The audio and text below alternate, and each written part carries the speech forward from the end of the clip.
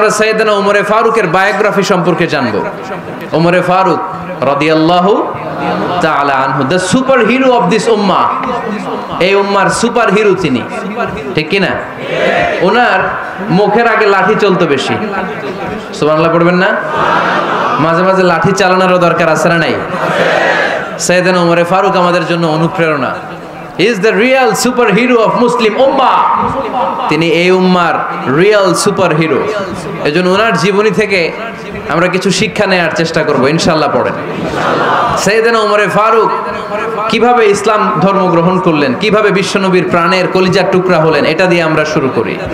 আল্লাহ তাআলা সাইয়েদনা ওমরে ফারুকের হৃদয়ের মধ্যে 3টা ধাক্কা মেরেছেন, ঈমানের ধাক্কা। আওয়াজ করে বলতে হবে কয়টা? জোরে বলেন তো কয়টা? 3টা ঈমানি ধাক্কা। এক হচ্ছে বিশ্বনবীর দোয়ার ধাক্কা, এক কি?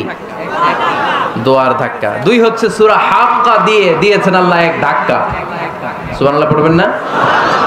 3 হচ্ছে সূরাতু তাহা দিয়ে আল্লাহ দিয়েছেন আরেকটা ধাক্কা। এই 3টা ঈমানি ধাক্কা যখন সাইয়েদনা ওমরে ফারুকের হৃদয়ে লাগলো, উনি পড়তে আরম্ভ করেছেন আশহাদু আল্লা ইলাহা ইল্লাল্লাহ ওয়া আশহাদু আন্না মুহাম্মাদান আবদুহু ওয়া রাসূলুহু। চিল্লায়ে পড়েন আল্লাহু আকবার। বিশ্বনবী মক্কায় বসে বসে তাহাজ্জুদের সালাত পড়ে আল্লাহর কাছে দোয়া করলেন, আল্লাহুম্মা আইজ্জাল ইসলাম বিআহাব্বির রাজুলাইনি ইলাইক। ও আল্লাহ, 2 জন লোকের নাম বলবো, 2 জনের দরকার নেই। এই 2 জনের একজনকে আপনি ইসলামের সুশীতল ছায়া তলে এনে ইসলামকে বিজয় দান করে দেন। মুহূর্তের মধ্যে দোয়াটা কবুল করে নিয়েছে কে? বিশ্বনবী বললেন, আল্লাহ 2 জনের নাম বলবো আজকের দোয়ায়।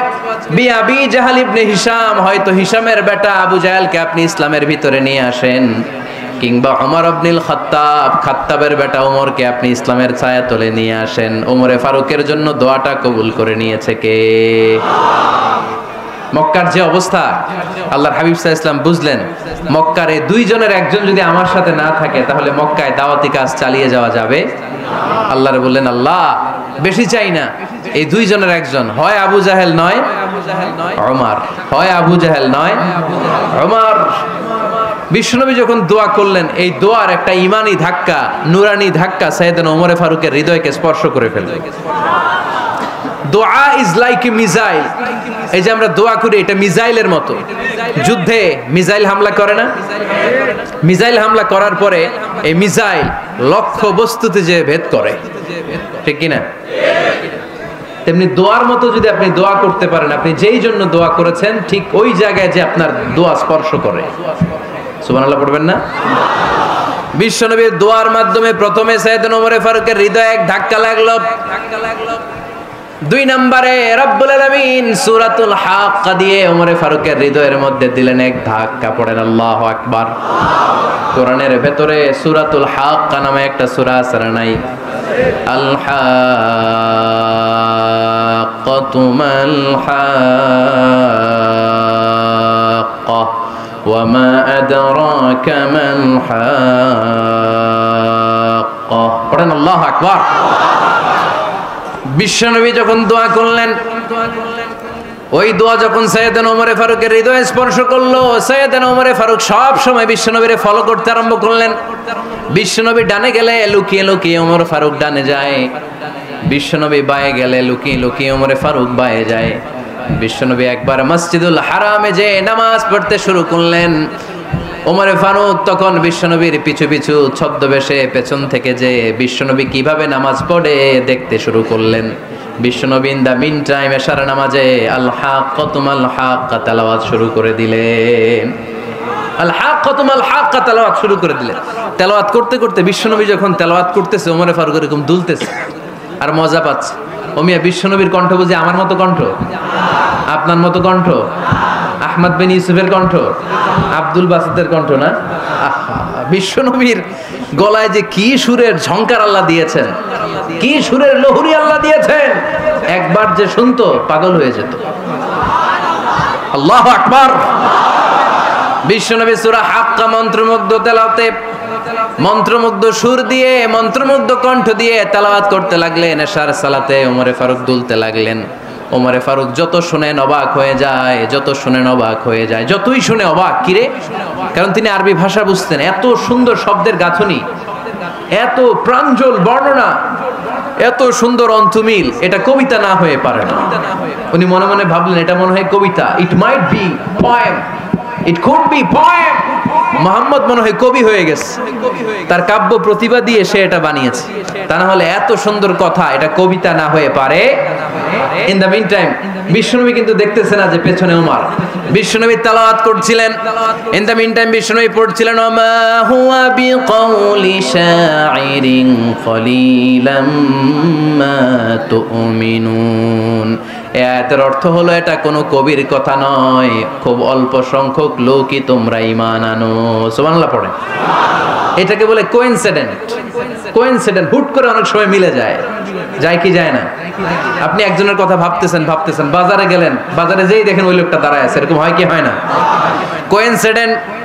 ওমরে ফারুক মনে মনে যেটা ভাবতেছে ওই কথা দিয়ে বিশ্বনবী তেলাওয়াত করতেছে, আল্লাহু আকবার। বিশ্বনবী যে আয়াত তেলাওয়াত করছিলেন, আয়াতের অর্থ হলো এটা কোনো কবির বানানো কবিতা না, খুব অল্প সংখ্যক লোকই তোমরা ঈমান আনো। ওমরে ফারুক আটকে উঠলেন, থমকে দাঁড়ালেন। ঘটনা কি? আমি মনে মনে ভাবলাম কি রে, এত সুন্দর কথা, এটা তো মানুষের কথা হতে পারে না, এটা নিশ্চয়ই কবিতা, কবির কথা। কিন্তু মুহাম্মদ এখন আবার পড়তেছে ওমা হুয়া বিকাউলি শাইর, এটা কোনো শায়েরের কবির কথা নয়। কলিলাম মা তুমিনুন, অল্পই তোমরা ঈমান আনো। তার মানে আমার মনে যা চলে মুহাম্মদ এটা টের পায়। মুহাম্মদ গণক। নাউজুবিল্লাহ পড়বেন না? মুহাম্মদ অনেক বড় মাপের একজন গণক। মানুষের হৃদয়ে কি চলে, মনে মনে কি ভাবে, মুহাম্মদ না দেখেও বলে দিতে পারে। ইন দা মিন টাইম বিশ্বনবী পরের আয়াতে পড়লেন ওয়ালা বিকাউলি কাহিনিন কলিলাম মা তাযাক্কারুন। এই আয়াতের অর্থ হলো এটা কোনো গণকের বানানো গণনা নয়, খুব অল্প সংখ্যক লোকই তোমরা উপদেশ হিসেবে এটাকে মানো। সুবহানাল্লাহ পড়েন। এবার আর ওমরে ফারুকের সহ্য হয় না, কি আজীব তামাশা। প্রথমে মনে করলাম কবিতা, মোহাম্মদ কয় কবি না, সে কবি না, এটা কবিতা না। তারপর ভাবলাম সে গণক, সে আয়াত পরে পরে বলে দিল এটা গণনা নয়, তাহলে এটা কি? এটা কি কবিতাও না, গণনাও না, তাহলে এটা কি? বিশ্বনবী তখন বললেন তানজিলুম মির রাব্বিল আলামিন। সুবহানাল্লাহ পড়েন। পরের আয়াত ছিল তানজিলুম মির রাব্বিল আলামিন।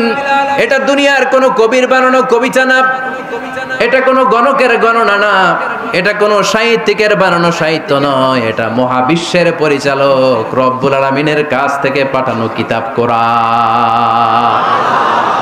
সূরা হাক্কার ধাক্কায় ওমরে ফারুক কাইত। প্রথমে ধাক্কাটা লাগলো যে দোয়া, বিষ্ণুবী তাহাজ্জুদে কেঁদে দোয়া করলেন আল্লাহ হয় আবু জাহেল রে দিবা নাইলে ওমর রে দিবা। ওই দোয়া ওমরে ফারুকের হৃদয়ে ছোঁয়া লেগেছে। এরপর হাক্কা, সূরাতুল হাক্কা দিয়ে দিলে এক ধাক্কা। এই ধাক্কা খেয়ে উথাল পাথাল হৃদয়ের মধ্যে, হায় রে এ কি বাণী, এ কেমন কথা, কে মুহাম্মদ? তারপরও শয়তানের ওয়াসওয়াসা আছে না নাই? আল্লাহ বলে যতই ওয়াসওয়াসা ওমরকে দেয়া হোক, আমি ওমরে ফারুককে এই মুসলিম উম্মতের সেনাপতি বানিয়ে ছাড়বো, আমি সেনাপতি বানাবো। এবার 3 নাম্বার ডোজ। ডাক্তারের কাছে গেলে প্রথমে দেখবেন সিম্পল ডোজ দেয়, নরমাল ওষুধ, এটাতে কাজ না হলে ডোজ বাড়ায়, একেবারে কাজ না হলে অ্যান্টিবায়োটিক মারে, আছে না নাই?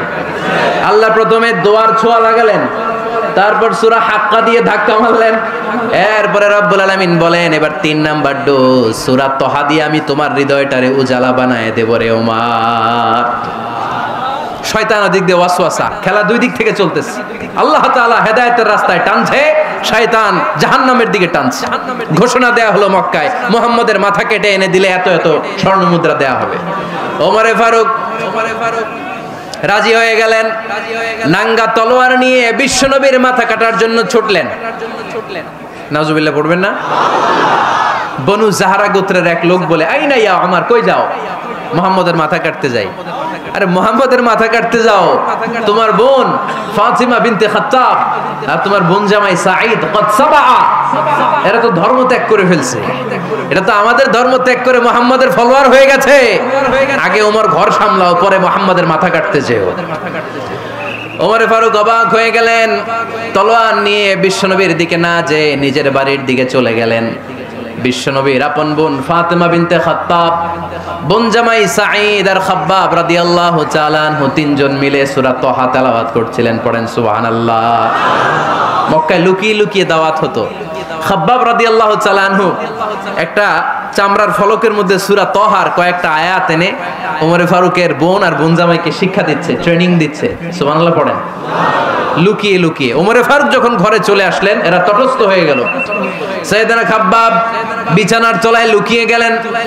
ওমর ফারুক বললেন, দরজা খোলো। ফাতেমা বিনতে খাত্তাব দরজা খোলার পরে নির্মম ভাবে সাইয়েদনা ওমর রাদিয়াল্লাহু তাআলা আনহু বোনের গায়ে আঘাত শুরু করে দিল। বোন জামাইকে আহত করতে শুরু করলো আর বলতে শুরু করলো, তোরা পাগল হলি কেন? কি আছে ওই মুহাম্মাদের মধ্যে? কি জাদু নিয়ে সে এসেছে? সে যাই বলে লোকজন পাগল হয়ে যায়, সবাই তার উপর কালিমা পড়ে ঈমান এনে ফেলে। কি এমন জিনিস তোদের কাছে আছে যেটা দেখে মুহাম্মদকে তোরা ভালোবাসলি? কি আছে? কি পড়তেছিলি আমারে দেখা। ফাতেমা বলে, ইন্নাকা রিজসুন লা ইয়ামাসসুহু ইল্লাল মুতাহহারুন। ও আমার ভাই ওমর, তুমি নাপাক। তুমি কি?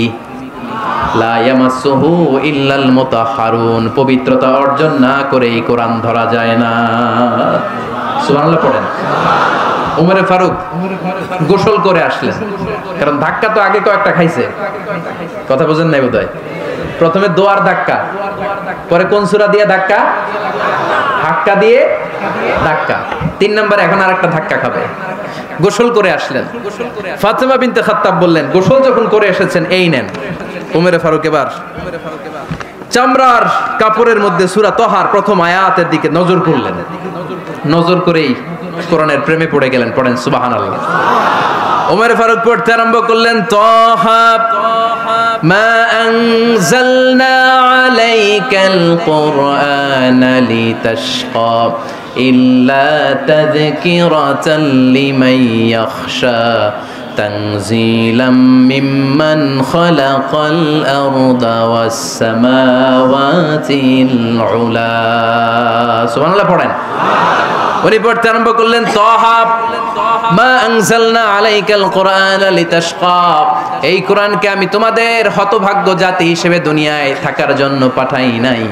এটা রব্বুল আলামিনের পক্ষ থেকে এসেছে। যারা রবকে ভয় করে তাদের জন্য আছে উপদেশ। যিনি আকাশ বানিয়েছেন, জমিন বানিয়েছেন, ওই আল্লাহ তাআলা নিজেই এই কোরআন পাঠিয়েছে। আওয়াজ করে পড়তে হবে, আল্লাহু আকবার। উনি খুব ভালো আরবি জানতেন। সূরা তহা পড়ার পরে আর ধৈর্য ধারণ করতে পারে না। ওমর ফারুক ছোট্ট বাচ্চার মতো কান্না শুরু করে দিলেন। আল্লাহু আকবার। সূরা তহাটা হাতে নিয়ে, তলোয়ারটা হাতে নিয়ে বিশ্বনবীর দিকে ছুটতে আরম্ভ করলেন। আইনা মুহাম্মদ, কোথায় মুহাম্মদ? তোমরা আমাকে মুহাম্মাদের কাছে নিয়ে চলো। বিশ্বনবী তখন সাফা পাহাড়ের পাদদেশে দারুল আরকাম ইবনে আলকামের ঘরে লুকিয়ে লুকিয়ে কোরআনের দাওয়াত দিতেন।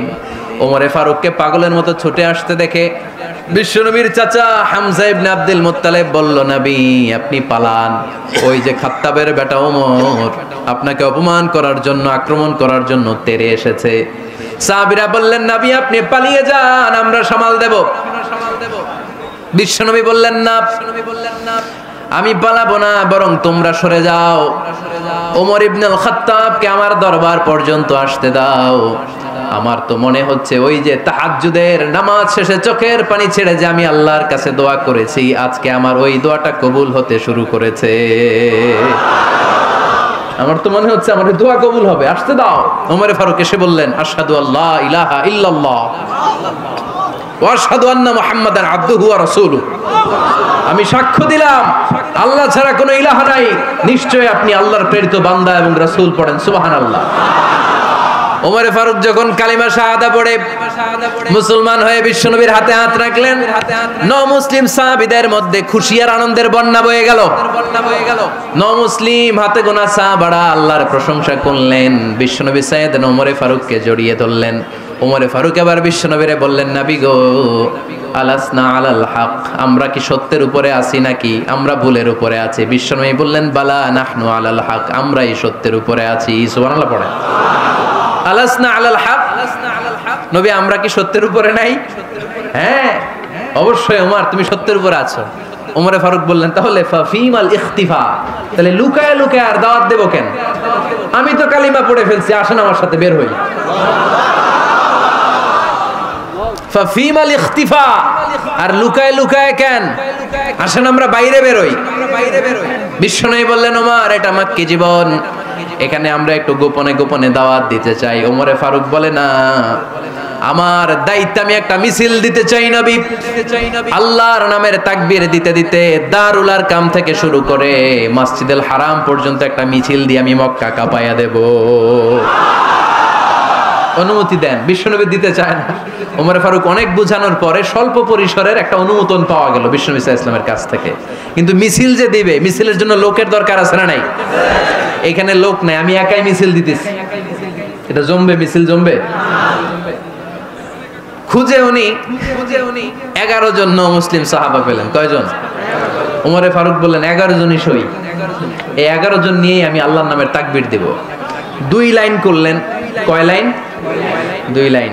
পেছনে 6 জন, আর এই লাইনের নেতা বানালেন বিশ্বনবীর চাচা হামজাকে রাদিয়াল্লাহু তাআলা আনহু।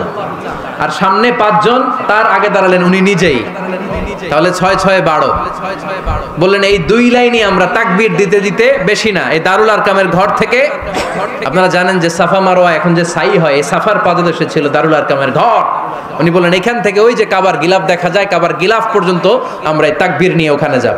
সুবহানাল্লাহ পড়বেন না? ওখানে উনি দাঁড়িয়ে ছোট্ট একটা ভাষণ দিয়েছিলেন। উনি বলেছিলেন, মান আরাদা আন তাসকুলা উম্মু ওয়া ইয়াতামা ওয়ালাদু ওয়া তারমিলা যাওজাতুহু ফালিয়াসুদ্দানি। খেয়াল করে শুনেন, কান দুইটা খরগোশের কানের মতো খাড়া করেন। উনি এক বাক্যের একটা ভাষণ দিলেন। ভাষণ দিতে জানলে বড় ভাষণ দেয়া লাগে না। এক বাক্যের ভাষণ দিয়ে গোটা বিশ্বকে ঝাঁকুনি মারা যায়। চিল্লায় বলো ঠিক কিনা? ওমরে ফারুক এক বাক্যের একটা ছোট্ট ভাষণ দিলেন। মান আরাদা আন তাসকুলা উম্মু, কে আছো মায়ের এই মক্কায়, কে আছো মায়ের বুক খালি করতে চাও? ইয়াতামা ওয়ালাদু, কে আছো বাচ্চাগুলারে, নিজের সন্তানগুলোরে ইয়াতিম বানাতে চাও? কে আছো তারমিলা যাওজাতুহু, নিজের স্ত্রীকে বিধবা বানাতে চাও? ফালিয়া সুদ্দানি, বুকের পাটা থাকলে আমি ওমর রে থামাও।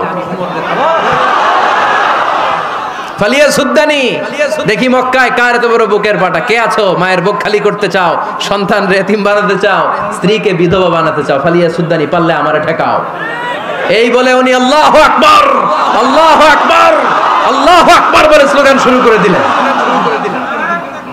এক এক স্লোগানে মক্কার মরুজমিন থারথার করে কাঁপতে আরম্ভ করলো। এই মিছিল মক্কার কেউ দেয় নাই। মিছিলের আওয়াজ শুনে আবু জাহেল বাইরিস, উতবা বাইরিস, শাইবা, ওয়ালিদ ইবনে মুগিরা সব বের হইছে। কি রে, আমার এলাকায় এত বড় স্লোগান, কার এত সাহস? বের হয়ে দেখে মিছিলের সামনে ওমর। ওমর রে দেখে দিছে এক দৌড়। কারণ ওমরে ফারুককে থামানোর মতো বাপের বেটা মক্কায় দ্বিতীয়টা কেউ ছিল না। আওয়াজ করে বলেন ঠিক কিনা? ওমরে ফারুক আল্লাহু আকবার, আল্লাহু আকবার বলে স্লোগান দিতে দিতে মসজিদুল হারামের ভেতরে ঢুকে গেল। কাবার গিলাফ ধরার পরে সেদিন মিছিল থেমেছে। ওই আল্লাহর নামের স্লোগান সেদিন কেউ থামাতে পারে নাই, কিয়ামত পর্যন্ত কেউ থামাতে পারবে না। চিল্লায় বলো ঠিক কিনা?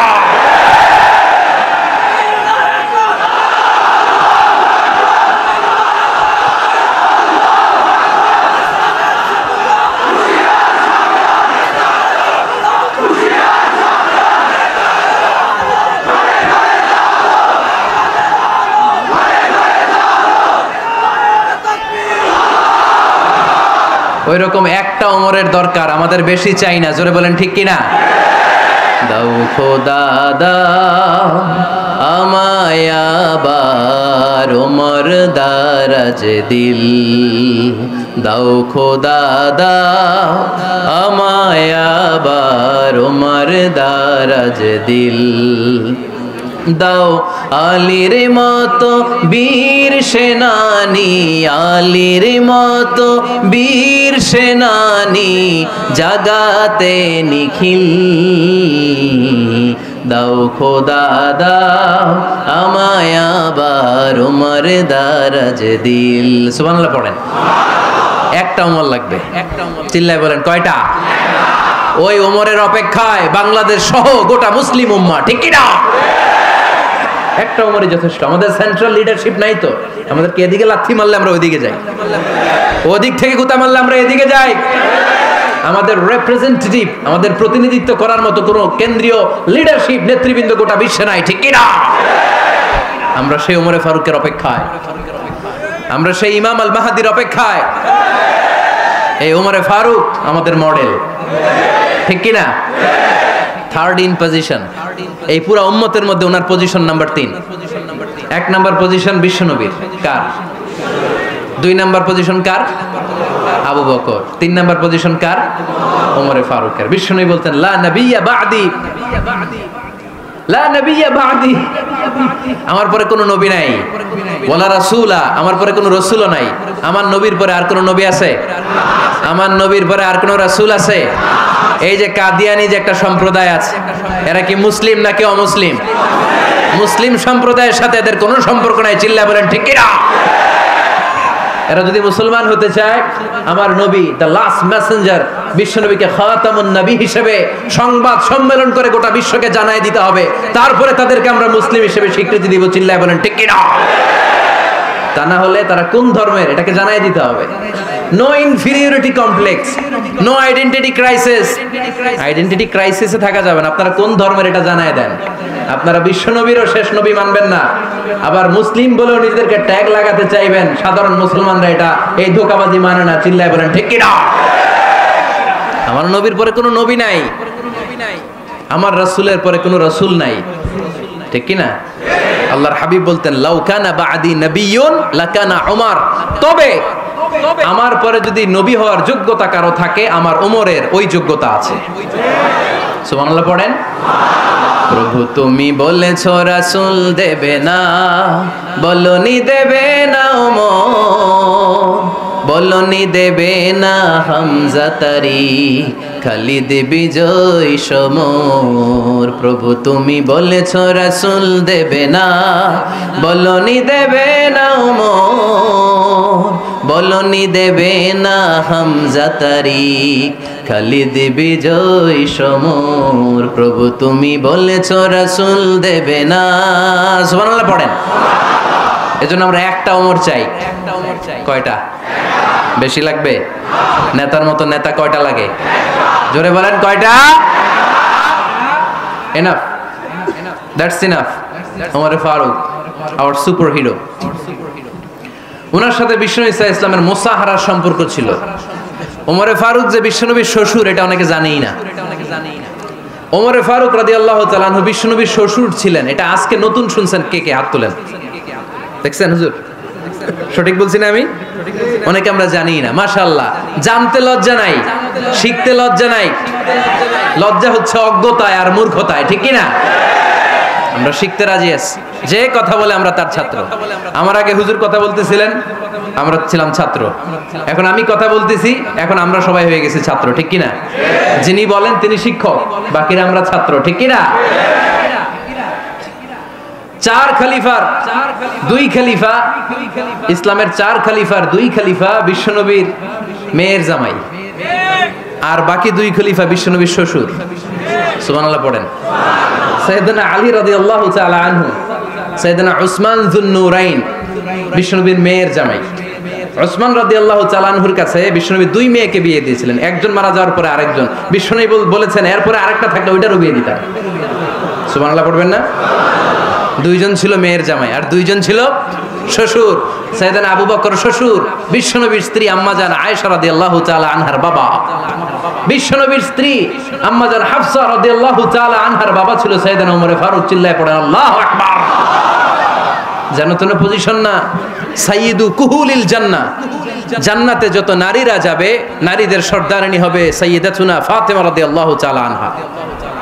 এই ফরিদপুরের যত ইয়াং স্টারেরা তোমরা যারা জান্নাতে যাবে, তোমাদের লিডার হবে সাইয়েদনা হাসান আর হুসাইন রাদিয়াল্লাহু তাআলা আনহুমা। আর বয়স্ক মুরব্বীরা যারা জান্নাতে ঢুকবেন, আপনাদের লিডার হবে সাইয়েদনা আবু বকর আর সাইয়েদনা ওমর ফারুক রাদিয়াল্লাহু তাআলা আনহু। সুবহানাল্লাহ পড়তে পারলেন না? ওমর ফারুক এটা সাধারণ কোনো ক্যারেক্টারিস্টিক্স নয়। ওনাকে আল্লাহ তাআলা নলেজও দিয়েছেন, আবার দিনদারিও দিয়েছেন। আমার দিনী ভাইয়েরা খেয়াল রাখবেন, কোনো আলেমের মধ্যে বা কোনো নেতার মধ্যে যদি এই দুইটার সমন্বয় আপনি পান, যে তার জ্ঞানও আছে আবার দিনদারিও আছে, he belongs the knowledge and he belongs the তাকওয়া, সে গোটা বিশ্বকে জয় করে ফেলবে। ঠিক কি না? যার মধ্যে জ্ঞান আছে, যার মধ্যে তাকওয়া আছে, তারে কেউ থামায় রাখতে পারে? ওমরে ফারুককে এই 2 নেয়ামত দিয়ে ধন্য করেছে কে? সহিহ বুখারীর বর্ণনা, বিশ্বনবী সাহাবীদের সামনে একটা স্বপ্নের কথা বলছেন। বিশ্বনবী বললেন, আমি স্বপ্নে দেখলাম আমার আঙ্গুলের ফাঁকা থেকে দুধ বের হচ্ছে, আমি তৃপ্তি সহকারে দুধ খেলাম। খাওয়ার পরে দেখলাম আঙ্গুলের মধ্যে একটু দুধ লেগে আছে। আমার আঙ্গুলে অতিরিক্ত লেগে থাকা দুধটা আমি ওমরে ফারুকের মুখের মধ্যে লাগিয়ে দিলাম। সাহাবারা বললেন, ইয়া রাসূলুল্লাহ, ইয়া হাবিবাল্লাহ, মাযা আওয়ালতা বিহি, এই স্বপ্নের আপনি কি ব্যাখ্যা করলেন, আমরা তো বুঝলাম না। বিশ্বনবী বললেন, আওয়ালতু বিহি আল ইলম, আমি এই দুধ দিয়ে জ্ঞানের ব্যাখ্যা করেছি, কারণ ওমরকে আল্লাহ যেই জ্ঞান দিয়েছে গোটা বিশ্বের কাউকে এত জ্ঞান দেয় না। এজন্য স্বপ্নে যদি কেউ দেখেন যে আপনি দুধ খাচ্ছেন, তার মানে আল্লাহ তাআলা আপনার জ্ঞান বাড়ায় দিবেন।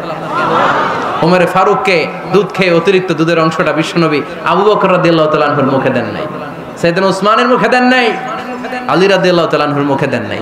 স্বপ্নে ওই অতিরিক্ত লেগে থাকা দুধটা বিশ্বনবী ওমরে ফারুকের ঠোঁটের মধ্যে লাগিয়ে দিয়েছেন। এই হাদিস থেকে প্রমাণ হয় আল্লাহ তাআলা জ্ঞানের নেয়ামতে সাইয়েদনা ওমরে ফারুককে ধন্য করেছেন। আবার বুখারীর বর্ণনা, বিশ্বনবী সাল্লাল্লাহু আলাইহি ওয়াসাল্লাম আরেকটা স্বপ্নের বর্ণনা দিচ্ছেন। তিনি বললেন, তোমাদের সবাইকে স্বপ্নে আমার সামনে দাঁড় করানো হলো। আমি দেখলাম তোমাদের কারো জুব্বা নাভি পর্যন্ত, কারো জুব্বা হাঁটু পর্যন্ত, কারো জুব্বা টাকনু পর্যন্ত। ওমরে ফারুককে যখন স্বপ্নে আমার সামনে দাঁড় করিয়ে দেয়া হলো, আমি দেখলাম ওমরের জুব্বা এত লম্বা, ওমর টেনে হিচড়ে তার জুব্বা নিয়ে সামনে হেঁটে যাচ্ছে। সাহাবারা বললেন, ফামাযা আওয়ালতা বিহি ইয়া রাসূলুল্লাহ, ও আল্লাহর রাসূল, এই স্বপ্ন দিয়ে আপনি কি বোঝাতে চাইলেন, আমরা কিছু বুঝলাম না। বিশ্বনবী বললেন, আওয়ালতু বিহি আদ-দ্বীন, আমি এই হাদিসের দ্বারা দ্বীনের ব্যাখ্যা করলাম, যার জামা যত লম্বা তার দ্বীনদারি তত বেশি। সুবহানাল্লাহ, আসতে পড়েন। স্বপ্নে দেখলেন কোন সাহাবীর জুব্বা নাভি, কোন সাহাবীর হাঁটু, কারোটা টাকনু, কিন্তু ওমরে ফারুকের জুব্বা এত লম্বা, ইয়াজুরু থাওবাহু, তিনি তার জুব্বা টেনে হিচড়ে যাচ্ছেন। বিশ্বনবী বললেন, এটা দ্বারা আমি দ্বীন, আমি তাকওয়া, দ্বীনদারি, তাকওয়া, এটার ব্যাখ্যা করেছি। তার মানে ওমরে ফারুকের তাকওয়ার সামনে সব তাকওয়া পানি হয়ে যাবে। কোন সুবহানাল্লাহ। আল্লাহ তাআলা সাইয়েদনা ওমরে ফারুককে দ্বীনের জ্ঞান দিয়েছেন, তাকওয়া দিয়েছেন। যুবক ভাইরা, যাকে আল্লাহ তাআলা দ্বীনের জ্ঞান দেয়, যাকে আল্লাহ তাআলা তাকওয়ার এই গুণ দিয়ে সমৃদ্ধ করে, তার জন্য গোটা বিশ্বের সব দরজাগুলোকে ওপেন করে দেয় কে? কত বড় মুত্তাকি ছিলেন সাইয়েদনা ওমরে ফারুক। মদিনার সমাজে কয়জন মুনাফিক ছিল বিশ্বনবী ছাড়া কেউ বলতে পারতেন না। বিশ্বনবী কোন সাহাবীকে মুনাফিকদের লিস্ট দিয়ে যান নাই, একজন সাহাবী ছাড়া। দেখি কেউ বলতে পারেন কিনা ওই সাহাবীর নাম? কি নাম? হুযায়ফা ইবনুল ইয়ামান রাদিয়াল্লাহু তাআলা আনহু। ওনাকে বলা হতো সাহিবু সিররি রাসূলিল্লাহ, আল্লাহ রাসূল সাল্লাল্লাহু আলাইহি ওয়াসাল্লামের গোপন তথ্যের ধারক বাহক। সুবহানাল্লাহ পড়বেন না? বিশ্বনবী ইন্তেকালের আগে মদিনার সমাজে মোট কয়জন মুনাফিক আছে, এই তথ্য আবু বকরকে বলেন নাই, ওমর রাদিয়াল্লাহু তাআলা আনহুকে বলেন নাই, উসমান রাদিয়াল্লাহু তাআলা আনহু, আলী রাদিয়াল্লাহু তাআলা আনহু, আশারাতুল মুবাশশিরিনা বিল জান্নাহ কোন সাহাবীকে বলেন নাই। শুধুমাত্র কেবলমাত্র একমাত্র হুযায়ফা ইবনুল ইয়ামান রাদিয়াল্লাহু তাআলা আনহুর কাছে মুনাফিকদের লিস্টে বিশ্বনবী দিয়ে গিয়েছেন। সুবহানাল্লাহ পড়েন। মদিনায় কারা কারা মুনাফিক কেউ জানতো না হুযায়ফা ছাড়া। কে ছাড়া? নামটা আজকে মুখস্থ করেন, যাতে অন্য কোনো ওয়াজে কেউ জিজ্ঞেস করলে বলতে পারেন। মুনাফিকদের লিস্ট যে সাহাবীর কাছে বিশ্বনবী দিয়ে গিয়েছিলেন, সাহাবীর নাম কি? নাম, নামটা কেমন লাগে? ভাল লাগে? অনেকে আমারে জিজ্ঞেস করে, হুজুর আমার ছেলে হবে আগামী মাসে, একটা নাম দেন। নাম দিয়ে দিলাম হুযায়ফা। যাদের হবে ছেলে, এলাকায় যাদের নেক্সট কয়েক মাসে ছেলে হবে, খালি হুযায়ফা চলবে। কি চলবে? ভাল লাগে? নামটা ভাল লাগে? রাইখেন, অনেক সুন্দর নাম। উনি জানতেন মুনাফিক কারা। দেখেন ওমরে ফারুকের তাকওয়ার লেভেলটা কত হাই। ওমরে ফারুক একদিন হুযায়ফা রাদিয়াল্লাহু তাআলা আনহুর কাছে গেলেন, যে বললেন, হুযায়ফা, বিশ্বনবী ইন্তেকালের আগে মুনাফিকদের নামের লিস্টটা কারো কাছে দেয় নাই, আমার জানা নাই, সাইয়েদনা আবু বকরের জানা নাই, কোন সাহাবীর জানা নাই, তুমি ছাড়া। আমি তোমার কাছে জানতে চাই, আমি ওমরের নামটা ওই মুনাফিকদের খাতায় আছে কিনা আমার একটু বলো। আমার ওমরের নামটা ওই মুনাফিকদের লিস্টিতে একটু আছে কিনা, নামটা একটু বলো। যদি থাকে আমি ভালো হয়ে যাব, আমি নেফাকি দূর করে পাক্কা মুমিন হতে চাই। আমার নাম যদি মুনাফিকের লিস্টে থাকে আমি তো শেষ। হুযায়ফা চোখের পানি ছেড়ে দিয়ে বলে, আমিরুল মুমিনিন কেমন প্রশ্ন করলেন আপনি? আপনি বিশ্বনবীর শ্বশুর, এই উম্মতে আপনার পজিশন 3 নাম্বার। আপনারে মুনাফিকরা ভয় পায়, শয়তান আপনারে ভয় পায়। আপনি জান্নাতে সব বয়স্ক লোকদেরকে নিয়ে জান্নাতের মধ্যে আগে আগে ঢুকবেন, কেমন করে মুনাফিকদের কাতারে আপনার নাম থাকতে পারে? ওমর সুবহানাল্লাহ পড়ে। কি বিনয়ী, কি তাকওয়া। হুযায়ফাকে যে ধরতেন, হুযায়ফা একটু বলো না আমার নামটা মুনাফিকদের লিস্টিতে আছে কিনা। ওমরে ফারুকের যদি এই টেনশন থাকে যে আমি মুনাফিক হয়ে গেলাম কিনা, আমাদের এই টেনশন থাকার দরকার আছে না নাই? হ্যাঁ, যেন সব সময় আল্লাহর কাছে দোয়া করতে হবে, আল্লাহ তুমি নেফাকি থেকে আমাদেরকে বাঁচাও। আরো জোরে পড়েন আমিন। ওমরে ফারুক রাদিয়াল্লাহু তাআলা আনহু আমাদের সুপার হিরো, আমাদের সবাই বলেন আমাদের। উনি কত বড় সুপার হিরো শুনেন। উনি জুমার খুতবা দিচ্ছেন। কি দিচ্ছেন? মসজিদে নববীতে খুতবার মাঝখানে হঠাৎ বললেন, ইয়া সারিয়াতাল জাবাল, ইয়া সারিয়াত ইবনে জানিমিল জাবাল। এই কথা বলেই আবার খুতবা দিতে শুরু করলেন। ওনার এই ইয়া সারিয়াত ইবনে জানিমিল জাবালের সাথে আগের কথারও কোনো মিল নাই, পরের কথারও কোনো মিল নাই। জুমার নামাজের পর মুসল্লি সাহাবারা ধরলেন, বললেন, ইয়া আমিরাল মুমিনিন। খুতবার মাঝখানে হঠাৎ করে ইয়া সারিয়াত ইবনে জালিমিল জাবাল বলে আপনি চিৎকার করলেন কেন? আপনার এই বাক্যের সাথে আপনার খুতবার আগের বাক্যের কোনো মিল নাই, আপনার খুতবার পরের বাক্যেরও কোনো মিল নাই। এই কথা আপনি কারে বললেন, কারে উদ্দেশ্য করে বললেন? এই কথার তাৎপর্য কি আমাদেরকে বুঝিয়ে বলেন।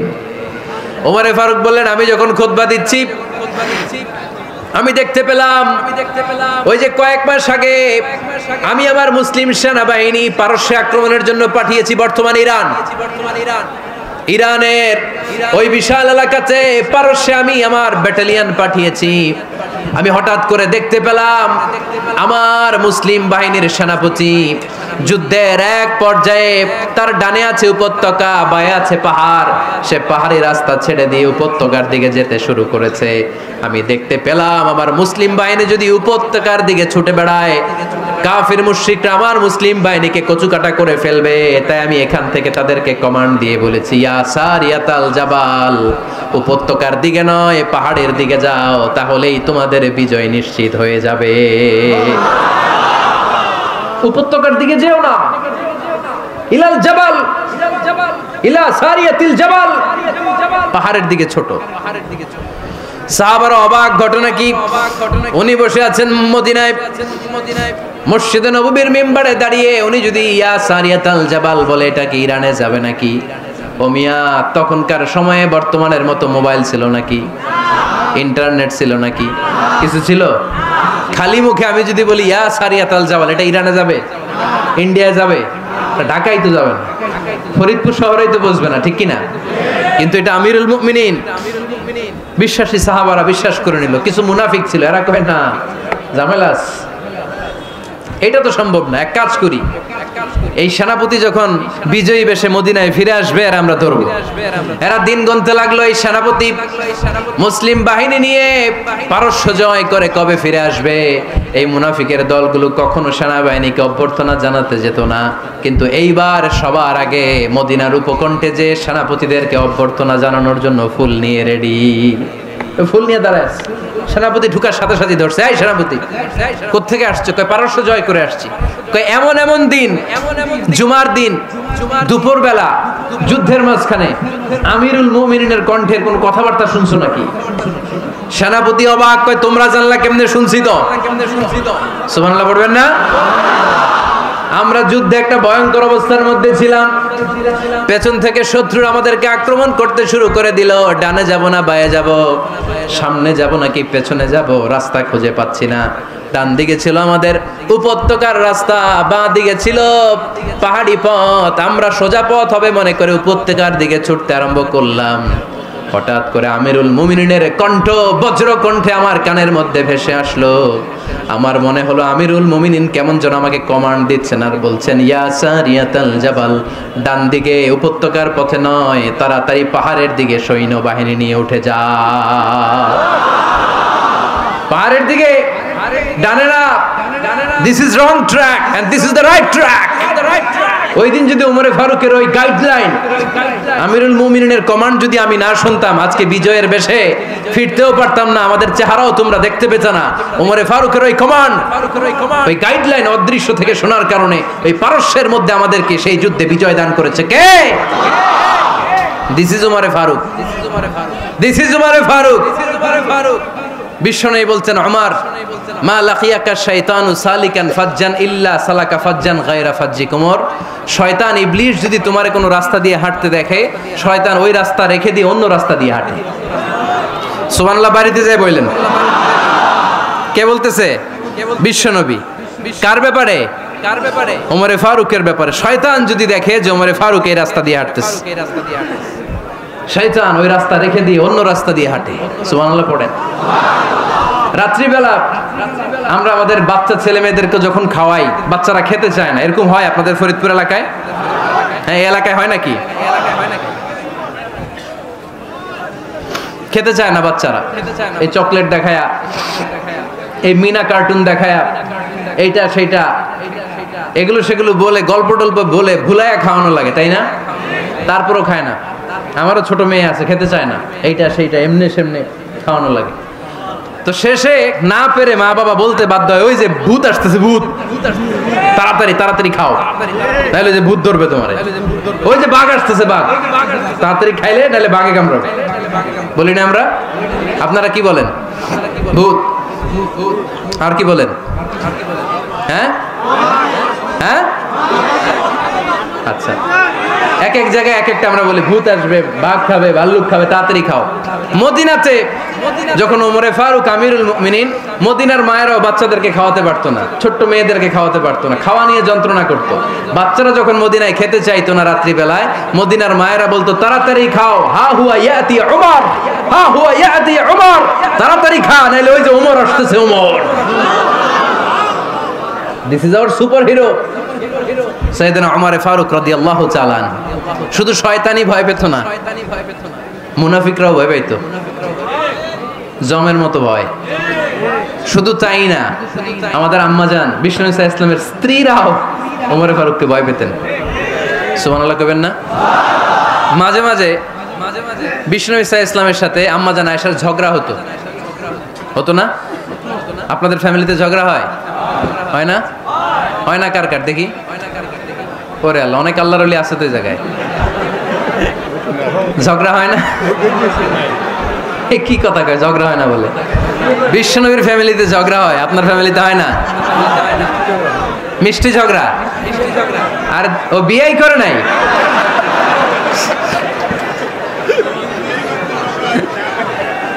ঝগড়া তো হবেই, দাম্পত্য জীবনের মজাটাই তো এখানে।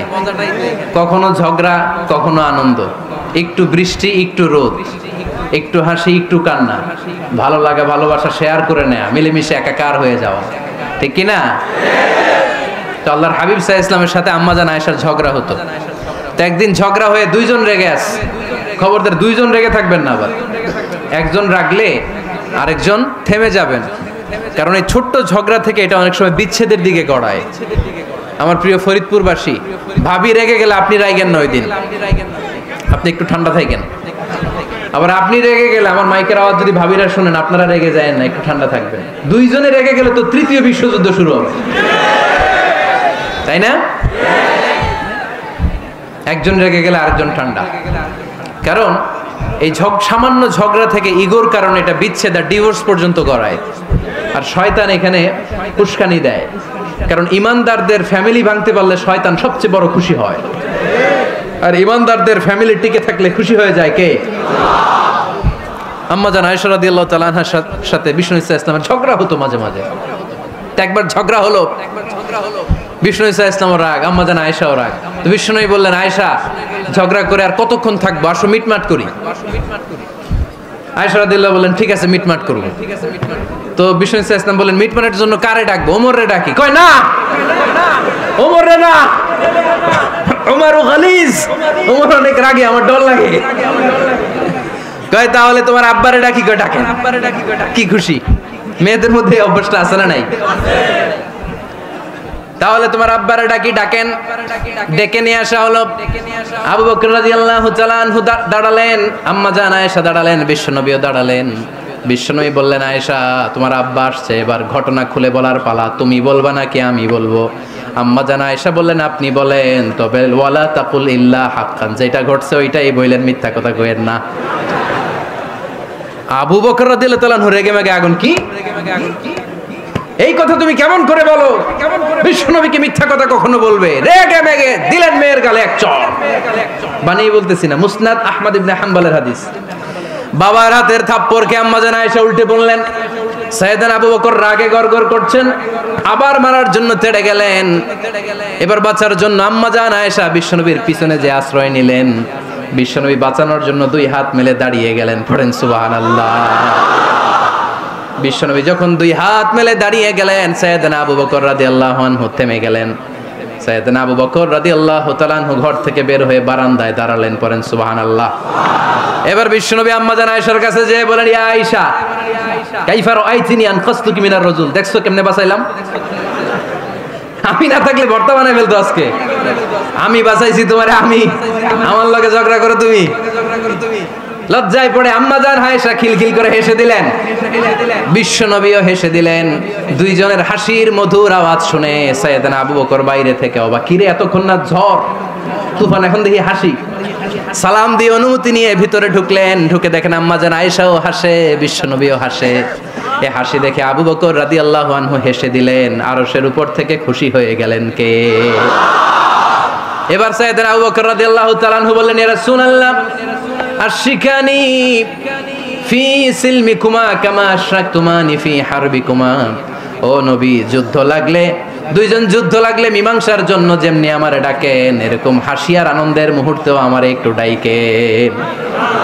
আশরিকানি ফি সিলমিকুমা কামা আশরাকতুমানি ফি হারবিকুমা। নবী, আপনাদের মধ্যে ঝগড়া লাগলে সন্ধি করার জন্য আমারে যেমনি ডাকেন, আপনাদের হাসি খুশি আনন্দ খুনসুটি এই মজাদার মুহূর্তগুলোতে আমারে বঞ্চিত রাখেন না, আমার একটু ডাকেন। সুবহানাল্লাহ পড়েন। এই মুসনাদে আহমদ ইবনে হাম্বলের হাদিস শোনার উদ্দেশ্য হচ্ছে, বিশ্বনবী প্রথমে ওমরে ফারুকের নাম বলেছিলেন। সাইয়েদনা আয়েশা বলে, না আমি ডরাই। হাইবাত, দিস ইজ কল্ড হাইবাত ওমর। একবার বিশ্বনবীর সব বিবিরা ধরলেন, ও নবী আমাদেরকে এটা দেন, ওইটা দেন, ঘরে এটা নাই, ওইটা নাই, ওইটা নাই। বিশ্বনবীকে, আমার কাছে কিচ্ছু নাই, যদি এমনি আমার বউ হয়ে থাকতে চাও থাকো, তাহলে যা, তা না হলে যা লাগবে কিনে দেব, সাথে সাথে তালাকও দিয়ে দিব। কিছু দিতে পারবো না, আমার নাই তো, সামর্থ্য নাই। কিন্তু বিবিরাও ছাড়া না, এটা দেন, ওইটা দেন। বিশ্বনবী রহমতের নবী, বিবিদেরকে বুঝাতেও পারেন না। বিবিরা আবদার করতেছে, নবী এটা লাগবে, ওইটা লাগবে। ইন দ্য মিন টাইম বিশ্বনবী একজনের সালাম শুনতে পেলেন। কে যেন দরজায় দাঁড়িয়ে বলতেছে, আসসালামু আলাইকুম। বিশ্বনবী দরজার দিকে তাকালেন, তাকিয়ে বললেন, ওয়া আলাইকুমুস সালাম।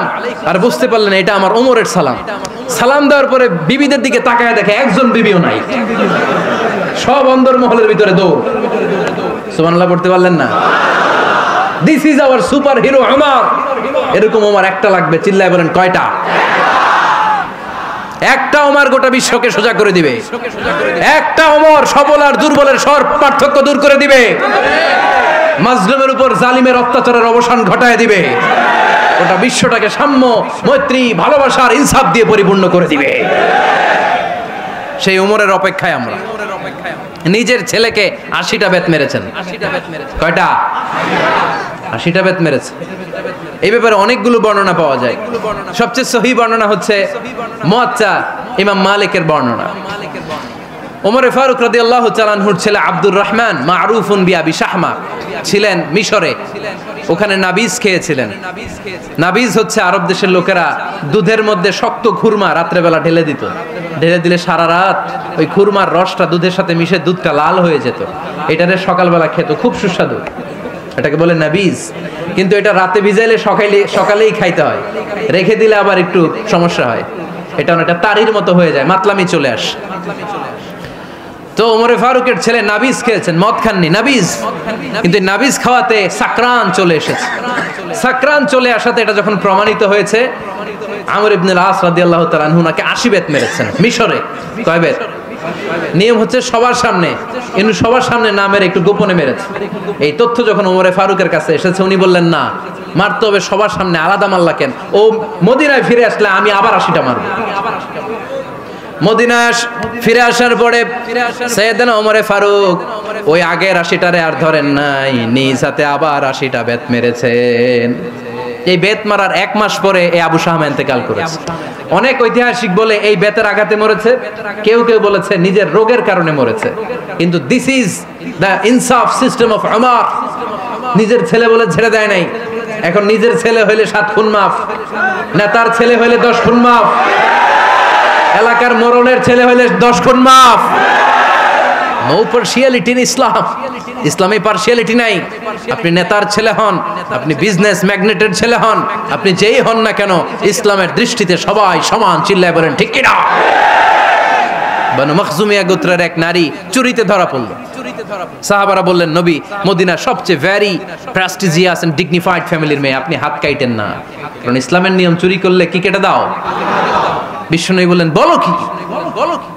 হাত না কাটার জন্য তোমরা আমাকে রেকমেন্ড করছো? এটা আল্লাহর আইন। পৃথিবীর কেউ রেকমেন্ড করলো শোনার ক্ষমতা আমার নাই, কারণ আইনটা দিয়েছে কে? লাউ কানাত ফাতিমাতু বিনতি মুহাম্মাদিন সারাকাত লাকাতা মুহাম্মাদুন ইয়াদাহা। আরে বনু মাকসুমিয়া মেয়ে তো দূরের কথা, আমার কলিজার টুকরা ফাতেমাও যদি আজ চুরিতে ধরা পড়তো, তার হাত কেটে দিতে আমি 1 মিনিটও দেরি করতাম না।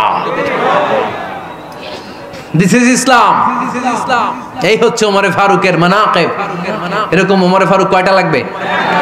আওয়াজ করে বলতে হবে, কয়টা লাগবে? একটা লাগবে। এই সাইয়েদনা ওমরে ফারুক মদিনার প্রথম চিফ জাস্টিস ছিলেন। সর্বপ্রথম ওনার পরামর্শে সাইয়েদনা আবু বকর রাদিয়াল্লাহু তাআলা আনহু কোরআনকে সংকলন করেছেন। আমরা এই যে কোরআন পড়ি 30 পারা, এমদাদিয়া লাইব্রেরির 114টা সূরা, কত সুন্দর সন্নিবেশ করা হয়েছে, এখানে সাজানো হয়েছে। আল্লাহর হাবিব সাল্লাল্লাহু আলাইহি ওয়াসাল্লামের সময় কি এরকম কোরআন ছিল নাকি? ছিল না। খেজুর পাতার মধ্যে, গাছের বাকলের মধ্যে, ওটের বড় হাড্ডির মধ্যে আর পাথরের মধ্যে খোদাই করা কোরআন ছিল। সাইয়েদনা আবু বকরের সময় রাদিয়াল্লাহু তাআলা আনহুর সময় যুদ্ধ হলো, 70 জন হাফেজ সাহাবী ইন্তেকাল করলেন। সাইয়েদনা আবু বকর রাদিয়াল্লাহু তাআলা আনহুকে ডেকে ওমরে ফারুক বললেন, ও আবু বকর, এইভাবে হাফেজে কোরআন সাহাবীরা যদি দুনিয়া থেকে বিদায় হয়ে যায়, আল্লাহর কোরআনও তো বিদায় হয়ে যাবে। আমার পরামর্শ হলো, আপনি সব বয়োজ্যেষ্ঠ সাহাবীদেরকে একসাথে করে কোরআনের সব কাগজগুলোকে একসাথে করে একটা নির্ধারিত কপির মধ্যে কোরআনকে সংকলন করে ফেলেন। সাইয়েদনা আবু বকর বললেন, যেটা আমার নবী করেন এটা আমি কেমনে করি? কিন্তু ওমরে ফারুক নাছরবান্দা বলে না, এটা করলে কোনো খারাপ হবে না, ভালোই হবে। মুসলিম উম্মার জন্য এক জায়গায় কোরআন সন্নিবেশিত থাকবে, আপনি করেন।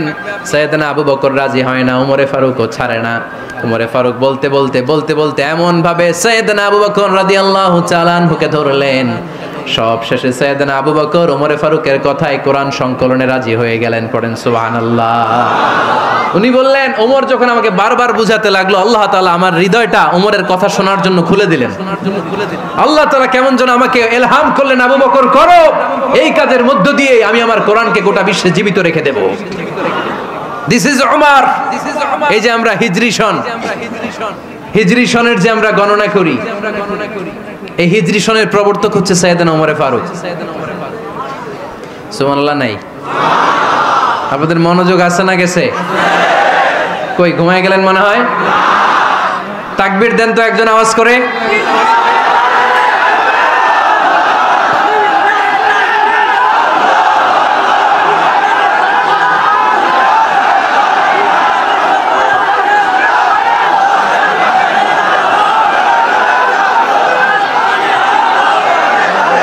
মাশাআল্লাহ, মাশাআল্লাহ। বসেন, এখনই শেষ করে দেব কিছু সময়ের মধ্যে। আমরা একসাথে বিদায় নিব ইনশাআল্লাহ। ওঠা বসা করবেন না, বসেন। সাইয়েদনা ওমরে ফারুক এই হিজরি সনের গণনা শুরু করেছেন। সাহাবারা বলল, আমিরুল মুমিনিন, খ্রিস্টানদের ঈসাই সন আছে, আমাদের মুসলমানদের কোনো সন নাই। আমাদের একটা সন থাকলে আমাদের জিজিয়া নিতে, আমাদের যাকাতের টাকা উত্তোলন করতে অনেক সুবিধা হবে। ওমর ফারুক বললেন, তাহলে কোন সালকে হিজরি, কোন সালকে মুসলিম সাল হিসেবে আমরা ঘোষণা দিতে পারি? একজন বলল, আমার নবী যেই সালে জন্মগ্রহণ করেছেন ওই সালে। ওমরে ফারুক বললেন না, আমার নবীর জন্ম আমাদের জন্য খুশির দিন, কিন্তু এটা আমাদের জন্য প্রেরণা নয়, প্রেরণা নবীর কাজে, ঠিক কিনা? আরো কিছু সাহাবারা বলল, তাহলে যেই সালে আমার নবী ইন্তেকাল করেছে ওইটারে প্রথম সাল ধরেন। ওমরে ফারুক বললেন না, যেদিন তিনি ইন্তেকাল করেছেন এটা আমাদের দুঃখের দিন, এটা আমাদের প্রেরণা নয়, আমাদের প্রেরণা হচ্ছে বিশ্বনবীর ত্যাগ তিতিক্ষা আর কাজের মধ্য দিয়ে। জোরে কোন ঠিক কিনা? ওমরে ফারুক বললেন, যেদিন বিশ্বনবী ইসলাম রক্ষায় নিজের মাতৃভূমি ছেড়ে মক্কা থেকে মদিনায় গিয়েছেন, ওই দিনটাকে হিজরি প্রথম দিন ধরে আমরা হিজরি সাল গণনা করে শুরু করে দেব। ওইটাই হচ্ছে হিজরি সন। সেখান থেকে হিজরি সনের প্রবর্তন করেছেন সাইয়েদনা ওমর ফারুক রাদিয়াল্লাহু তাআলা আনহু। এই যে স্টেট গভর্নমেন্ট, এই যে প্রিজন, জেলখানা, ক্যান্টনমেন্ট, সচিবালয়, গণভবন, বঙ্গভবন, মুক্তিযোদ্ধাদের ভাতা, রাষ্ট্রীয় ভাতা, এই সব নিয়ম কানুন সাইয়েদনা ওমর ফারুক তার রাষ্ট্রীয় আমলে তিনি নিজে করেছেন। চিল্লায় পড়েন আল্লাহু আকবার। মুসলমানদের আলাদা কারেন্সি, নিজস্ব মুদ্রা ব্যবস্থা নিজে চালু করেছেন। সৈনিকদের মধ্যে যারা বিবাহিত প্রতি 6 মাস অন্তর অন্তর 1 মাসের ছুটি কাটাতে তারা ফিরে আসবে, সাইয়েদনা ওমর ফারুক চালু করেছেন। চিল্লায় আওয়াজ করে পড়েন আল্লাহু আকবার। এই যে আমরা 20 রাকাত সালাতুত তারাবি পড়ি রমাদানে, করেন না আপনারা? এটা সাইয়েদনা ওমর ফারুক চালু করেছে। সুবহানাল্লাহ পড়তে পারলেন না? কোরআনে মোট 22টা আয়াত আছে যেখানে সাহাবারা ইনডিসিশনে ভুগছিলেন। বিশ্বনবীর মত একটা, ওমর ফারুকের মত আর একটা। এই 22 জায়গায় আল্লাহ তাআলা বিশ্বনবীর মতের পক্ষে আয়াত নাজিল না করে ওমর ফারুকের মতের পক্ষে কোরআনের আয়াত নাজিল করেছেন। আওয়াজ করে পড়েন আল্লাহু আকবার। এদিকে উঠলেন কেন আপনারা? যারা উঠছেন আমার দিকে তাকান।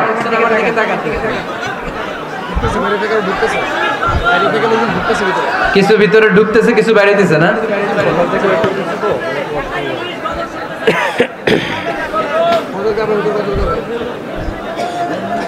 সাইয়েদনা ওমর ফারুক। আমরা সাহাবীদের জীবন চরিত পড়তে চাই না, কত যে অনুপ্রেরণামূলক দৃষ্টান্ত সাইয়েদনা ওমর ফারুক আমাদের জন্য রেখে গিয়েছেন। ওমর ফারুক যখন খলিফা, দিনের বেলায় যদি রাষ্ট্রে কোনো নিয়ম জারি করতেন, দিনের বেলায় জনগণকে কোনো বিষয়ে যদি নিষেধ করতেন, রাত্রে বেলায় খাওয়ার সময় ফ্যামিলি মেম্বারদের সবাইকে বলতেন, এই দিনের বেলা আমি জনগণকে এই কাজ করতে নিষেধ করেছি, তোমরা আমার ফ্যামিলি মেম্বার, খবরদার তোমরা এই কাজ করো না। জনগণ করলে যতটুকু শাস্তি, তোরা করলে পাবি ডবল শাস্তি। সুবহানাল্লাহ কইবেন না? আমাদের নেতারা ওই বাড়ির বিচার করে, ওই বাড়ির মাইয়ার বিচার, ওই বাড়ির পোলার বিচার, নিজের পোলা গাঞ্জা টানে, আছে না নাই? নিজের মেয়ে অপরাধ করে, আছে না নাই? কি নেতা ছিলেন ওমর ফারুক! আগে নিজের ঘর সামলিয়েছেন, আগে নিজেকে সামলিয়েছেন, নিজের ঘর ঠিক করেছেন। বলেছেন জনগণ করলে যত বেদ, তোরা করলে double Veda. This is call leader, ঠিক কি না? এক বাবা এসে বললেন, ওমর ফারুক আমার ছেলে কথা শুনে না, বেয়াদব। ওমর ফারুক ছেলেরে ডাকলেন, বাবা তুমি তোমার আব্বাজানের কথা শোনো না, এটা তো কবিরা গুনাহ। ছেলে বলে, ওমর ফারুক সব দায় দায়িত্ব আল্লাহ ছেলে মেয়েদেরকে দিয়েছে, বাবা মাকে কোনো দায়িত্ব দেয় নাই। ওমর ফারুক বললেন, অবশ্যই দায়িত্ব দিয়েছে। তাহলে বলেন আমার বাবার দায়িত্ব কি? উনি বললেন, প্রাইমারিলি প্রথমত 3 দায়িত্ব। আইয়ান তাকিয়া উম্মা, পৃথিবীর প্রতিটি বাবার উচিত ছেলেদের মেয়েদের জন্য ভালো মায়ের ব্যবস্থা করা। 2 নম্বরে আইয়ুহসিনা ইসমা, সুন্দর তার একটা নাম রেখে দেয়া। 3 নম্বর ইউআল্লিমাহুল কিতাব, তার আল্লাহর কিতাব শিক্ষা দেওয়া। এবার ছেলেকে আমার আব্বা 3টার একটাও করে নাই। এবার ওমর ফারুক রেগে গেলেন, বাবার কাঁধে ধরলেন, বললেন তুই ছেলের জন্য বিচার নিয়ে আসলি, তোর 3টা দায়িত্বের একটাও তুই পালন করিস নাই। ছেলে বলে, আমিরুল মুমিনিন, আমার মা নর্তকী, আমার মা মাজুসি, আমার মায়ের মধ্যে কোনো আদব কাদব নাই, সুন্দরী দেখে আমার মারে বাবা বিয়ে করছে, আমার মায়ের কাছ থেকে জীবনে কিছু শিখি নাই। 2 নাম্বার সাম্মানি খানফাসা, আমার বাবা আমার নাম রেখেছে চামচিকা। কি নাম রাখছে? এটা নাম হইলো একটা? এরকম উল্টাপাল্টা নাম আছে না নাই? না, এগুলো রাখবেন না। আব্দুল্লাহ রাখবেন, আব্দুর রহমান রাখবেন। আরেকটা কি বলছি আজকে? হুযায়ফা রেখে দিয়েন, পারবেন? ওয়ালাম ইউআল্লিমনি হারফাম মিন কিতাবিল্লাহ আমিরুল মুমিনিন। শুধু তাই না, আল্লাহর কোরআনের একটা অক্ষর আমার বাবা কোনোদিন আমারে শিক্ষা দেয় নাই। ওমর ফারুক রেগে গেলেন, এবার বাবার কান্দে দইরা মারতে শুরু করলেন। তুই পোলার নামে বিচার নিয়ে আইছিস, তোরে মার দিমু আগে। এরকম নেতার দরকার আছে না নাই? মদিনায় এক লোক তার বউরে রাগের চোটে 100 তালাক দিয়ে ফেলছে। কয় তালাক দেয়ার নিয়ম কয়টা? দিছে কয়টা? এবার স্ত্রী কাঁদতে কাঁদতে এসে বলে, আমিরুল মুমিনিন দেখেন, আমার স্বামী আমারে রেগে মেগে 100 তালাক দিছে। ওমর ফারুক বললেন, দইরা নিয়ে এটারে। নিয়ে আসা হলো। ওমর ফারুক বললেন, কয়টা তালাক দিয়েছো? কয় 100টা। কেন দিছো? কয় মাথা গরম আছিল। এরকম আছে না? তালাক দেওয়ার সময় সব তালাক, তুই তালাক, তোর মা তালাক, তোর বোন তালাক, সব তালাক। তালাক দিবে ওয়াইফ রে, দিতেছে সবাই রে। তো ওমর ফারুক বললেন, দিবে 3টা, 100টা দিলা কেন? কয় মেজাজ গরম ছিল। কয় দাঁড়া, আত-তালাকু মিন শাআইরিল্লাহ, তালাক হচ্ছে আল্লাহর দেয়া বিধানের একটা নিদর্শন, এটা নিয়ে তুই খামখেয়ালি করলি। আমার রায় শোন, আমার রায় হচ্ছে 3 তালাকে তোর বউ তালাক, বাকি 97 তালাক তোর পিঠের উপরে পড়বে। এরকম বিচারের দরকার আছে না নাই? এরকম দৃষ্টান্তমূলক বিচার যদি বাংলার জমিনে দেয়া হতো, আর কোন নারী ধর্ষিতা হতো, আর কোন নারীকে অ্যাসিড মারা হতো, আর কোন নারী যৌতুকের জন্য কান্না করতো? একটা আমল লাগবে, বেশি না। কয়টা লাগবে? তিনি গভর্নর সিস্টেম চালু করেছিলেন, governor system, Islamic state. Bahrain, Yemen, Misr, Kufa, বসরা, মক্কা, মদিনা, এই 7 জায়গায় 7 জন গভর্নর পাঠিয়েছেন। তাদের থেকে তথ্য নিতেন। এই গভর্নর সিস্টেম উনি বানিয়েছেন। সাইয়েদনা আমর ইবনে আল-আস রাদিয়াল্লাহু তাআলা আনহুকে পাঠিয়েছেন মিশরে। মিশরে একটা দৌড় প্রতিযোগিতা হতো। ওই দৌড় প্রতিযোগিতায় আমর ইবনে আল-আস রাদিয়াল্লাহু তাআলা আনহুর ছেলে অংশগ্রহণ করেছে। কিন্তু এক মিশরি ওই দৌড় প্রতিযোগিতায় চ্যাম্পিয়ন হয়ে গেছে, রানার্স আপ হয়েছে আমর ইবনে আল-আসের ছেলে। এবার মিশরি ফার্স্ট আর গভর্নরের ছেলে সেকেন্ড। রাগের চোটে আমর ইবনে আল-আসের ছেলে ওই মিশরির মাথার মধ্যে কয়েকটা বাড়ি মেরেছে। মিশরি বলে, আমার মাল্লা কেন? তুমি খেলায় পারো না, আমারে মাল্লা কেন? কয়, আনা ইবনুল আকরামিন, আমি গভর্নরের পোলা, আমি যা বলবো এটাই হবে, আমার উপরে কথা নাই।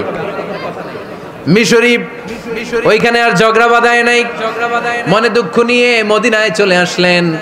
এসে বললেন, আমিরুল মুমিনিন, আপনি আমর ইবনুল আস রাদিয়াল্লাহু তাআলা আনহুকে মিশরের গভর্নর বানিয়ে পাঠিয়েছেন।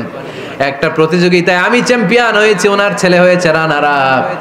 কেন সে চ্যাম্পিয়ন হতে পারে নাই? এই কারণে আমার মাথায় লাঠি দিয়ে 3টা বাড়ি মেরে। বিচারটা দিছে কার দরবারে? কথা বুঝেন নাই বোধহয়?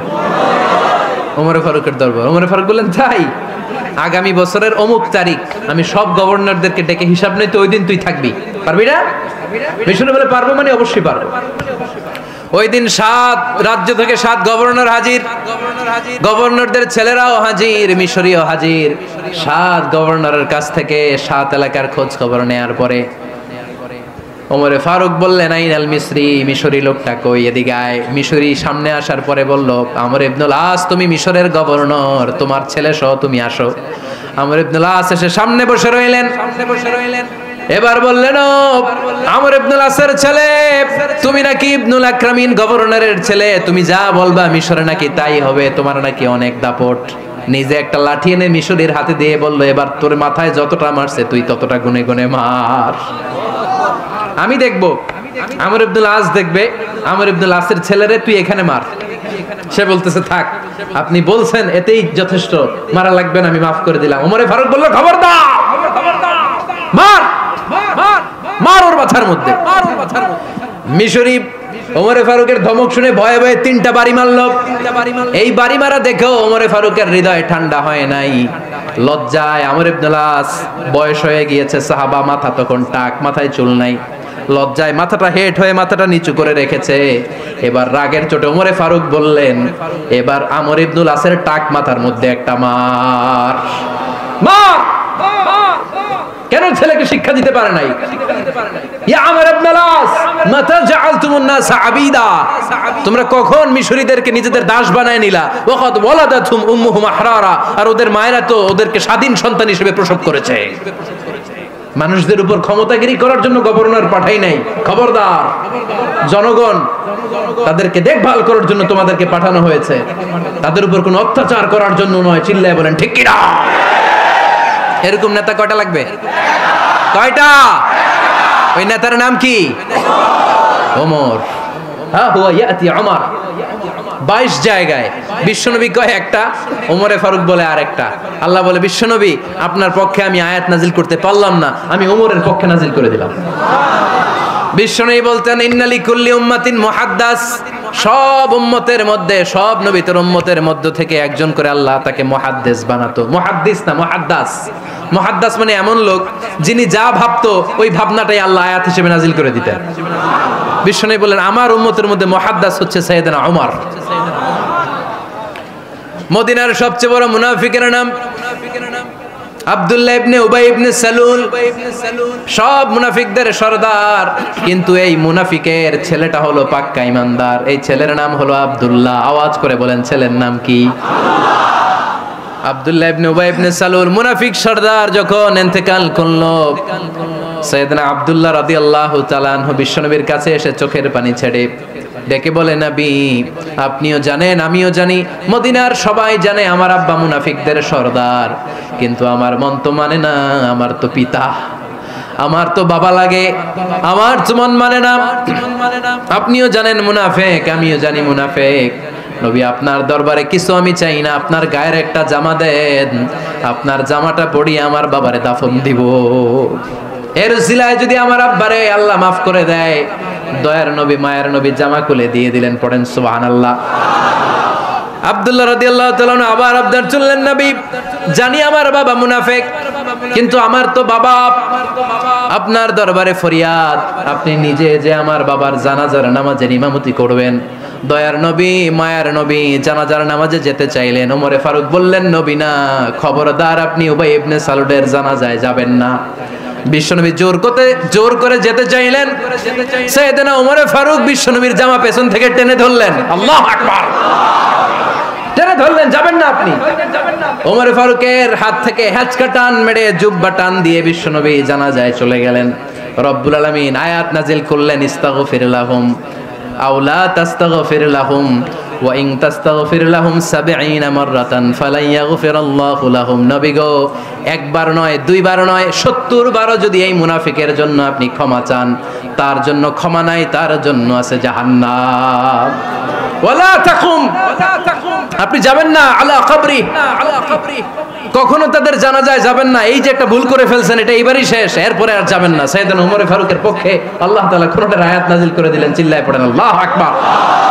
এভাবে 22টা জায়গায় ওমরে ফারুক যা বলেছে, এটা নিয়ে একটা আলাদা আলোচনা হইতে হবে, আলাদা একটা আলোচনা লাগবে যে 22টা আয়াতে আল্লাহ তাআলা বিশ্বনবীর পক্ষে কোরআনের আয়াত নাজিল না করে সাইয়েদনা ওমরে ফারুকের পক্ষে আয়াত নাজিল করেছেন। চিল্লায় পড়েন সুবহানাল্লাহ। ওই ওমরে ফারুককে আমাদের মডেল বানানোর দরকার আছে না নাই? ওই ওমরে ফারুকের জীবনী আমাদের ছেলে মেয়েদেরকে পড়ানোর দরকার আছে না নাই? আমাদের ভবিষ্যৎ প্রজন্ম এগুলো জানে না। ওরা সালমান খান দেখে বড় হয়, ওরা শাহরুখ খান দেখে বড় হয়, ওরা ঋত্বিক রোশনকে দেখে বড় হয়। ওরা মনে করে যে এরাই বড় সুপার হিরো। আমাদের যে কত বড় সুপার হিরো আছে এরা জানেই না। নতুন প্রজন্মের কর্ণকোহরে সাইয়েদনা ওমরে ফারুকের ইতিহাস পৌঁছে দেওয়ার দরকার আছে না নাই? ওমরে ফারুকের ইন্তেকালের ঘটনাটা বলেই আমরা মুনাজাতের দিকে যাব। শুনবেন? শুনতে চান? উনি স্বপ্নে দেখলেন একটা লাল মোরগ ওনাকে 3টা ঠোকর মেরেছে। কয়টা? উনি জুমার নামাজে, জিলহজ মাসের শেষ সপ্তাহে জুমার নামাজে বললেন যে একটা লাল মোরগ 3টা ঠোকর মেরেছে। মুগীরা ইবনে শুবা রাদিয়াল্লাহু তাআলা আনহুর দাস আবু লুলু আল মাজুসি, এই লোকটা খঞ্জর বানাতে পারতো। মুগীরা রাদিয়াল্লাহু তাআলা আনহুর দাস। মুগীরা প্রতিদিন 4 দিরহাম করে চার্জ করতো, যেহেতু দাস। সে এসে বিচার দিল, আমিরুল মুমিনিন, মুগীরা আমার থেকে বেশি টাকা চায়, জুলুম করে। ওমরে ফারুক বললেন, তাই? তুমি কি কাজ জানো? বলে, আমি খঞ্জর বানাতে জানি। বাড়ি কই? পারস্য। আরে তুমি খঞ্জর বানাতে জানলে তো 4 দিরহাম অনেক কম, সে তো আরো বেশি টাকা নেওয়া দরকার ছিল তোমার থেকে। আবু লুলুর এই কথা পছন্দ হয় নাই। সে কয়, ওমর তুমি সবারে দয়া দেখাও, আর আমার ক্ষেত্রে কঠিন নিয়ম বানাইলা, দাঁড়াও এই নিয়ম তোমারে আমি দেখাবো। এই রাগে সে বাড়িতে যে একটা খঞ্জর বানালো। কি বানালো? খঞ্জর চিনেন? ছোট্ট ছুরি। কিছুদিন আগে ওমানের সুলতান কাবুস ইন্তেকাল করেছে, জানেন আপনারা? ওনার এই কোমরের মধ্যে খঞ্জর থাকতো, ছবিতে দেখছেন? আরব শায়েখ যারা সুলতান আমির, কোমরে কি থাকে? ছোরা থাকে, খঞ্জর। সে বাসায় যে একটা খঞ্জর বানালো, যেই খঞ্জরের দুই মাথা, লাহু রাসান ওয়া মাকবাদাতুহু ফি ওয়াসাতি, আর ধরার হ্যান্ডেলটা মাঝখানে, এদিকেও ছুরি এদিকেও ছুরি, যাতে এইভাবে মারা যায়। সে ধার দিতে লাগলো আর বলল, ওমর দাঁড়াও, তোমারে আমি দেখাবো। ওমর ফারুক মসজিদে নববীর ইমাম, ফজরের নামাজের সময় এ আবু লুলু আল মাজুসি বুরনুস পরে, চাদর পরে লুকিয়ে লুকিয়ে, সে অগ্নি উপাসক, মুমিন নয়, ওমর ফারুককে অ্যাটাক করার জন্য গেলেন মসজিদে নববীতে। ওয়াকানু ইউসাল্লুনা বিগালাস, তখন ওনারা অন্ধকারে নামাজ পড়তো। নামাজের সময় যখন হলো, লুকিয়ে লুকিয়ে প্রথম কাতারে ওমর ফারুকের পিছনে মুয়াজ্জিনের পাশেই দাঁড়ালেন, হাতে খঞ্জর, একামত হলো। ওমর ফারুক সালাত শুরু করলেন, ফজরের সালাত, আল্লাহু আকবার, নামাজ শুরু করলেন, সূরা ফাতিহা বললেন। আরেকটা সূরা যখন পড়তে যাবেন, in the meantime Abu Lulu এই খঞ্জর নিয়ে ওমর ফারুকের বুকের মধ্যে 3টা স্টেবিং করলেন। একটা মারলেন নাভির নিচে, মারার সাথে সাথে পাকস্থলী কেটে গেল।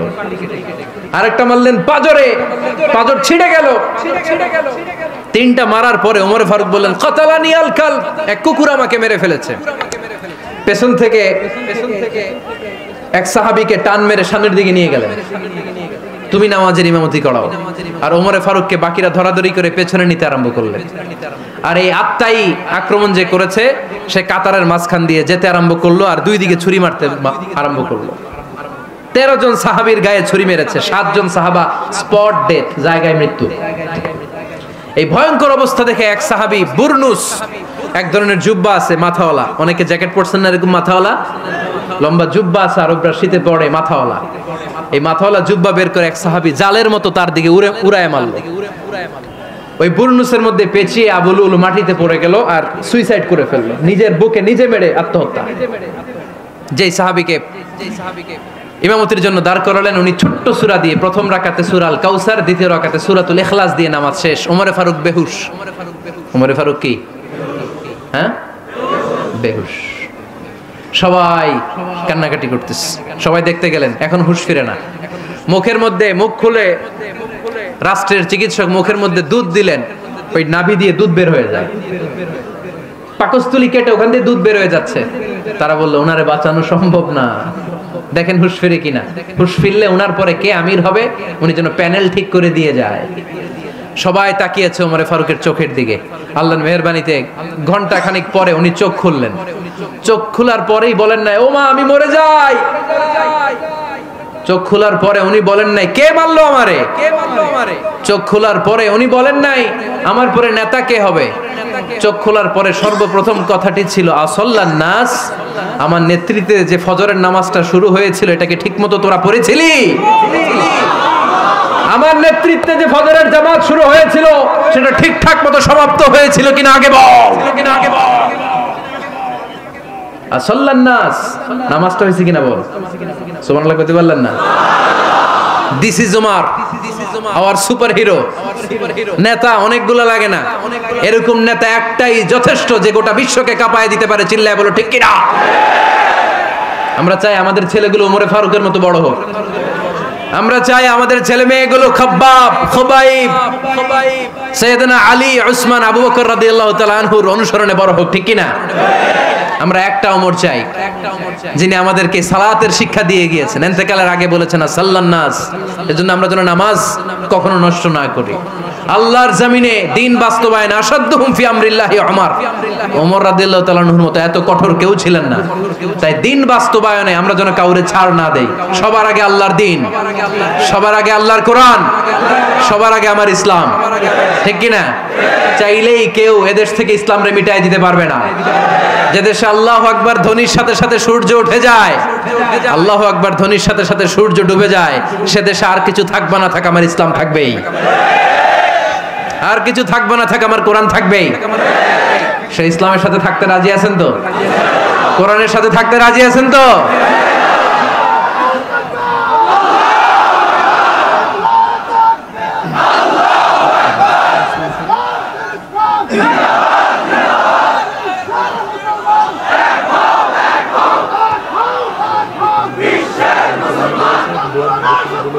হুঁশিয়ার সাবধান